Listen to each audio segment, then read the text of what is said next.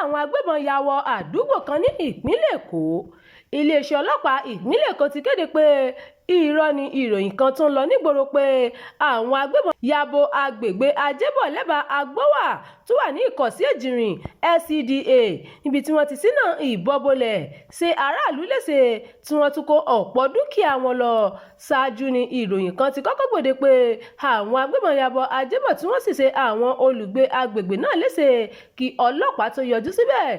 Ìròyìn náà ní fún nǹkan bíi wákàtí mẹ́wàá ó lé làwọn agbébọn náà fi ṣọṣẹ́, èyí tó mú kí ọ̀pọ̀ àwọn olùgbé agbègbè náà fi ilé wọn sílẹ̀ kí wọ́n má bàa fara gba ọta ìbọn.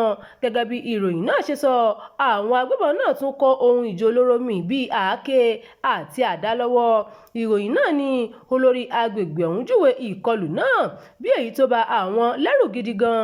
Wọ́n ní ó tún sọ pé àwọn jàǹdùkú náà kó igi dínà lásìkò tí ọlọ́pàá dé láti dá sí ọ̀rọ̀ náà. Àmọ́ ṣá, iléeṣẹ́ ọlọ́pàá ìpínlẹ̀ Èkó ti júwe ìròyìn náà gẹ́gẹ́ bí èyí tí kò sí òótọ́ kankan nínú rẹ̀ àti ìròyìn ẹlẹ́jẹ̀ paraku. Agbẹnusọ iléeṣẹ́ náà SP Abímbọ́lá Adébísí sọ nínú àtẹ̀jáde kan pé ìjà ilẹ̀ láàrin mọ̀lẹ́bí méjì ló wáyé, kì í ṣe ìkọlù àwọn jàǹdùkú. Abímbọ́lá ní irọ́ ni ìròyìn tó gba ìgboro pé àwọn jàǹdùkú ló kọlù àdúgbò náà. Ìròyìn aṣinilọ́nà sì ni pẹ̀lú. Ó ní àpapọ̀ akọ́ṣẹ́mọṣẹ́ ọlọ́pàá tó fi mọ́ àwọn òṣìṣẹ́ PMF anti-riot ló paná rògbòdìyàn náà. Ọlọ́pàá ní ìjà ilẹ̀ láàrin mọ̀lẹ́bí méjì ló wáyé ní Ajébọ̀ èyí tó fa wàhálà àti rògbòdìyàn lábúlé náà. Àwọn ọlọ́pàá dá àlàáfíà padà sí agbègbè náà.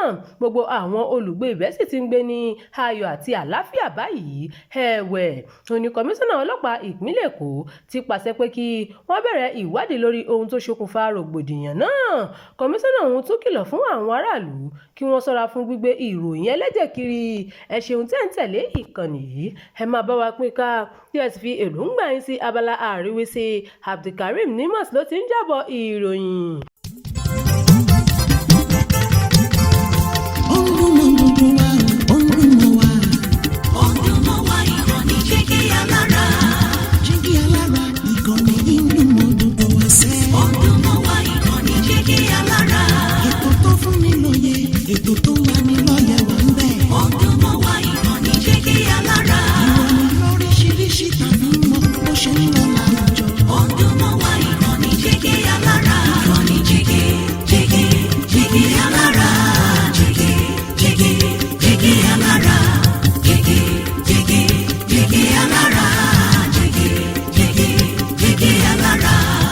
Ìkànnì Jígí Alára 16, bàbá gbogbo.